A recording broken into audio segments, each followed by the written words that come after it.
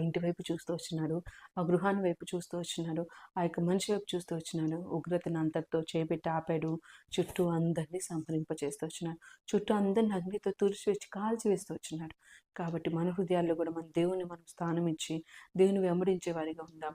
మన యొక్క గృహాలు, మన యొక్క హృదయం అనే గృహాన్ని మనం దేవునికి ఆహ్వానితంగా మన హృదయాన్ని తెరుస్తూ వచ్చినప్పుడు దేవుడు మన హృదయంలోనికి వస్తాడు.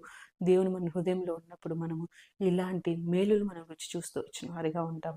కాబట్టి మీ ధనాన్ని, మీ వెండిని, మీ బంగారాన్ని, మీ వస్త్రాన్ని మీరు ప్రేమించే వారిగా ఉండొద్దు. మనుషులు ఏదైనా మరి శాశ్వతమైనవి కాదు.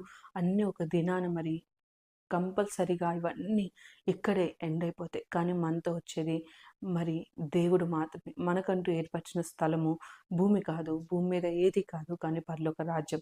కాబట్టి పరలోక రాజ్యం నిమిత్తమై మనం ప్రయాసపడదాం. దేవుని రాజ్య వ్యాప్తి కొరకు మనం ప్రయాసపడదాం. దేవుని గురించి నోరు తెరిచి మనం అనేక మందికి దేవుని పరిచయం చేసే వారిగా మనం